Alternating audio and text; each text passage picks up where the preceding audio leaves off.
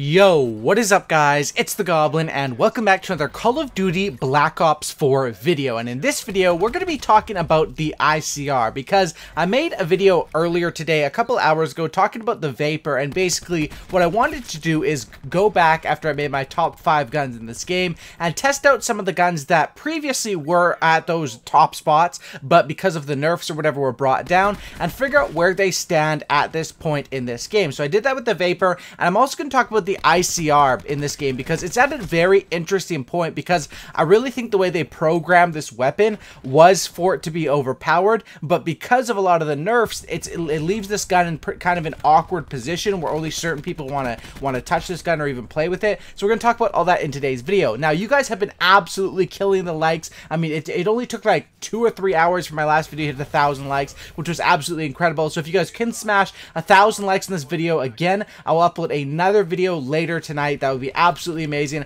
I want to just keep, you know, pumping these uploads and everything. So smash 1,000 likes and I'll have another video out later tonight. That would be amazing. Subscribe to the channel if you guys are new and not already subscribed yet. Of course, on that road to 1 million. And let's talk about the ICR. Now, the thing with the ICR is this gun does not have stock available. And when the game first came out, that wasn't that big of a deal because you could sort of strafe naturally side to side at least a decent amount. But of course, basically, what was hit on this gun when it was nerfed, because this weapon was, of course, nerfed because they nerfed not only all of the assault rifles, in one of the early patches, they focused directly on this weapon. So when they did the nerfs to basically the slight reduction to ADS move speed on all the ARs and the slight reduction to ADS transition speed for all assault rifles. This was, I believe, it was a patch a little bit ago. They also reduced the headshot damage and the slight reduction to reload speed on this weapon, making the ICR feel, and on all of the ARs,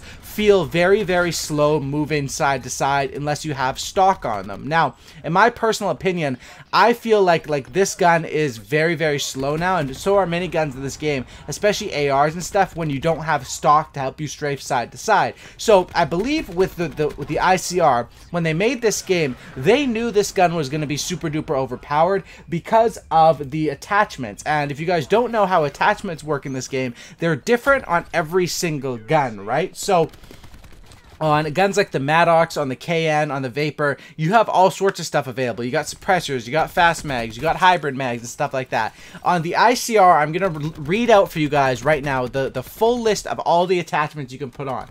Grip 1, Grip 2, FMJ, Quick Draw, laser sight, and long barrel. So you can see the list of stuff to choose from there is not nearly as hype, and this is basically what brought down the ICR from its reign as probably, it was between the ICR and the Vapor for best gun in the game when this game was first released. Now it's questionable where this gun stands. I still think it's a very, very good gun. However, it does feel very, very slow to play with side to side, and it's a lot of pre-aiming at long, you know, targets long away, and not so much reacting to gunfights. It's more being ready for them, and that's how this weapon is better for more posting up. But basically, so I read out those nerfs that hit the assault rifles, but they also nerfed the Grip 2 attachment, which what Grip 2 does is, of course, Grip 1 reduces the recoil of your gun, whatever. Grip 2 adds on to that, but what Grip 2 specializes in is it makes it so you have reduced flinch. However, Grip 2 was nerfed not once, but twice to make that also less effective. So it's sort of like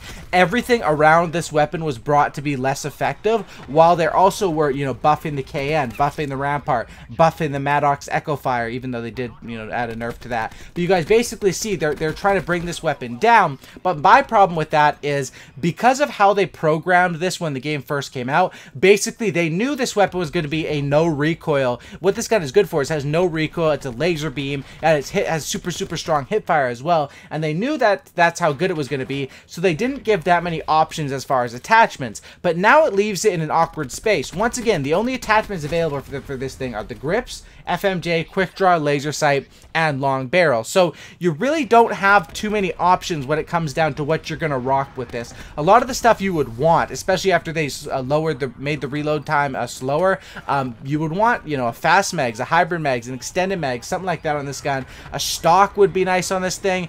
You know, there's so many different options of stuff that people would want on this weapon that just isn't available here. And grip 1 and grip 2, you're basically suckered into picking that because you have no other choice. I mean, what other, if you're picking 2 attachments or 3 attachments here, you're usually going to go with grip 1, grip 2, and then quick draw. That's usually a pretty good setup. Or you could go with maybe a quick draw.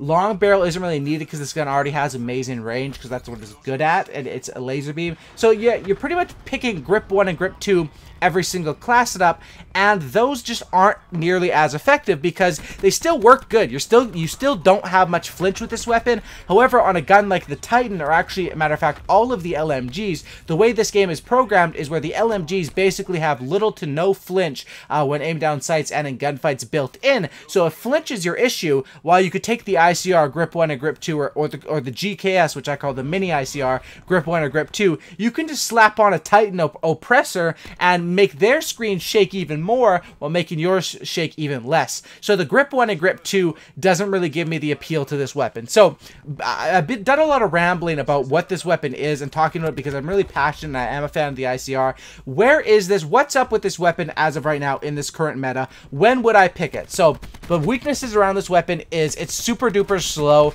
and the move inside to side is very, very slow. Strengths of this weapon. The hip fire is really, really good. For some reason, this gun, I don't know what it is. It's just the hip fire is just insanely accurate every single time.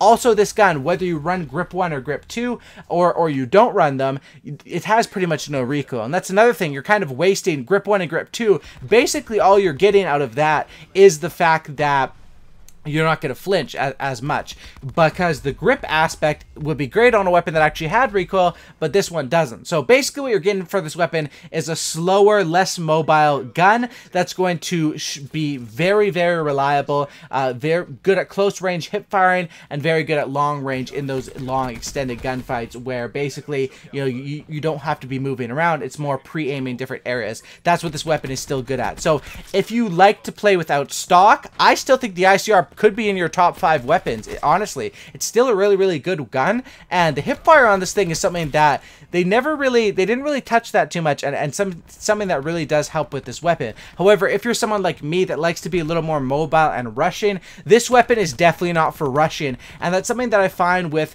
it's an issue with guns like the ICR. I have this issue. The Rampart, not so much, because the Rampart I play, you can just take out enemies so quick. So I have this issue more often with the ICR, the Auger, and sometimes even the Swordfish, although not as much because that weapon you can snap on people. But with the Auger and the mainly the Auger, the ICR, the Swordfish, weapons that don't have stock, that don't have these sped up, you know, attachments, if you get caught close range, you're going to be in trouble. With the ICR, you can bail yourself out with the hipfire. So in terms of which guns have been hit hardest, from terms of when the first day of the game released until now, yes, this weapon has gone down a lot of slots, but you got to remember, when you start as arguably the #1, or I thought this was the #1 gun in the game for like the first week or so, then I thought the Vapor was #1, but this isn't the #1 or 2 gun in the game anymore, but that doesn't mean that it can't be used in the right way. And I think on long maps with long lines of sight, this weapon is one that you like if the way I'm playing it here on firing range, posting up, you can see I drop a really good gameplay with it because it's effective. But when it comes down to this weapon, you basically get the guarantee of having no recoil. With the Maddox will have some recoil, but this gun has a much slower time to kill. The ICR basically takes 5 to 6 shots to kill, but it's rounds per, which is the same as the Maddox and the Vapor, but it shoots less rounds per minute, so your time to kill is basically slower. So you're going to be killing people slower, but that's of course going on the fact that if you do land every single bullet, which is the trade-off of weapons like the ICR and the GKS, is that they may not be as strong in raw power time to kill, but where they do get their strength is in accuracy, and accuracy is not a problem with this weapon. Hip firing or at range, you're not going to miss barely any shots, and that's why it makes this weapon still a good gun in this game. And I would probably rank it maybe, you know, the #7 best gun in the game or something like that, maybe even higher. I could definitely see this on people that don't care about using stock too much. I could see this gun being in people's top 3 or top 5. For me personally, using stock and feeling like I'm immobile in gunfights just like that up close, where I have to try to just go to hip fire mode because I'm not comfortable ADSing because I can't really strafe. It's just too awkward, and it's great for those long gunfights, but you have to, you know, those medium engagements, close to medium, can be kind of awkward. But this gun is still absolutely amazing, and that's where it sits in this current meta. Hope you guys did enjoy this video. If you guys could smack a like on that, I would really appreciate that. Thank you guys for watching. Subscribe to the channel if you guys are new. If you're not subscribed and you made it this far in the video, you should probably go ahead and hit that subscribe button. Check out some of my other videos up on the screen, and I will see you guys in the next video. Smack some likes, and hopefully we'll have another video up later tonight, most likely. And that's about it, guys. I'm out. Peace out, guys. See you in the next one.